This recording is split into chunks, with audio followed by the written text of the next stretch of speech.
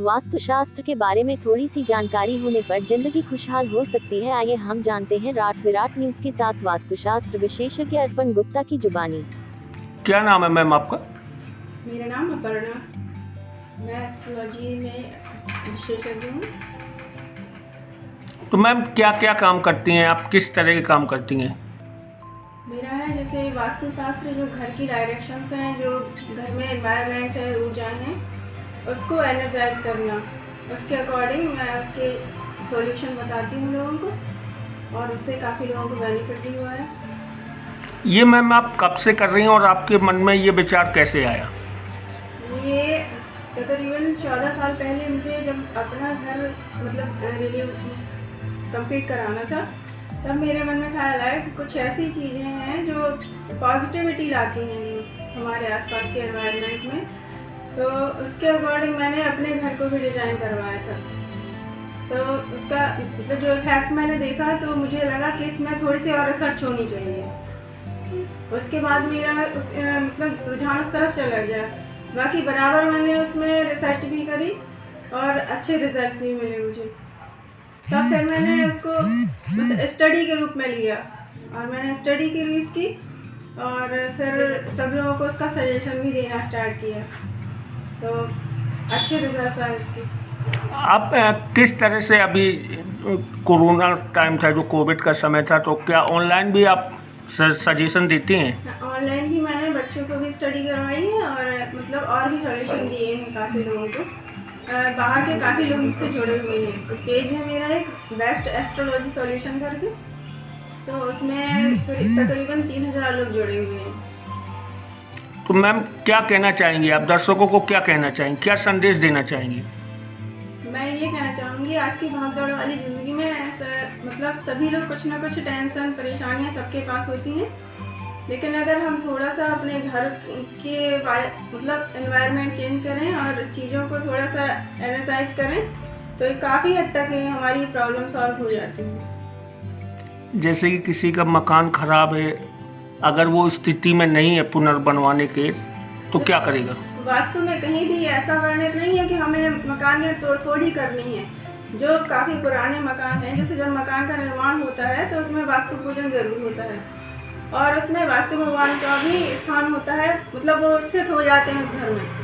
तो अगर हम उसकी तोड़फोड़ करते हैं तो वास्तु भगवान को भी क्षति पहुंचती है, और वो हमारे लिए क्षतिग्रस्त है, यानी हानिकारक है।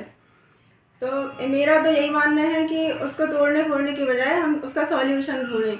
और वास्तु में सभी जगह समाधान भी है, और जैसे सभी लोग बहस करते हैं आपस में कि हम तो इतने सालों से इस घर में रह रहे हैं, तब तो कुछ भी नहीं हुआ। तो पहले जॉइंट फैमिली होती थी, तो सभी लोगों के जो ग्रह मिले रहते थे। क्या पता घर के किस सदस्य से इतना प्रभाव छोड़ रहा है कि वो हमारे घर का वातावरण जो अच्छा हुआ है। लेकिन अब जो सिंगल फैमिली में रहते हैं लोग, तो उसमें वातावरण इतना दूषित हो गया है, एक दूसरे की बर्दाश्त करने की क्षमता भी कम हो गई है। इसलिए वास्तु दोष भी रहते हैं घरों में, और इन्हें दूर करना हमारे लिए बेहतर है। तो वास्तु और ज्योतिष एक दूसरे से कनेक्टेड है, क्योंकि ये वैदिक संहिताओं से उद्भव हुआ है। इनका पुरातन विज्ञान भी है इसमें, सभी चीज़ें वैज्ञानिक तथ्यों पर आधारित हैं, और हमारे शास्त्रों में, ग्रंथों में सभी जगह वर्णित है ये।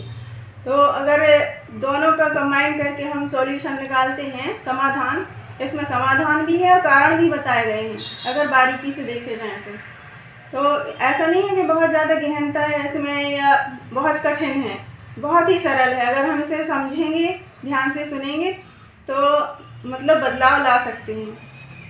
मैम आपसे आखिरी सवाल, अगर घर में बच्चों के माँ बाप हैं, तो जैसे माँ बाप अगर उनके अभी जीवित हैं, तो क्या बच्चों को पूजा पाठ करनी चाहिए या नहीं?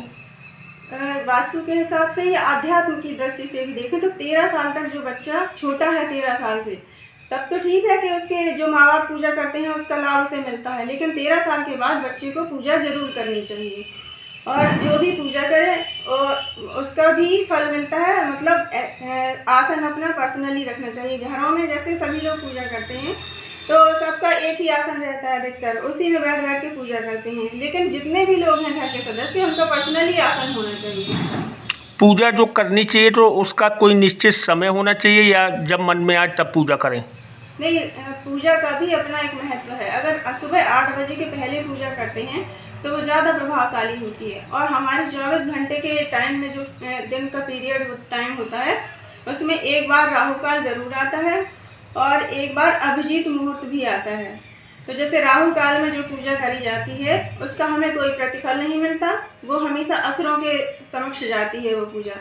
इसलिए राहु काल में ना तो कोई शुभ कार्य किया जाता है, ना पूजा पाठ करी जाती है। यहाँ तक कि जो हम लोग के जीवन में जो दुर्घटनाएं होती हैं अधिकतर वो राहु काल में ही होती हैं, तो उसे अवॉइड करना चाहिए। अगर कहीं बाहर जा भी रहे हैं यात्राओं पे भी तो राहु काल के समय नहीं जाना चाहिए। और अभिजीत मुहूर्त का ये महत्व है कि उसमें किसी मतलब बगैर किसी पंडित से मुहूर्त पूछे हुए भी आप कोई पूजा चाहे कुछ भी हो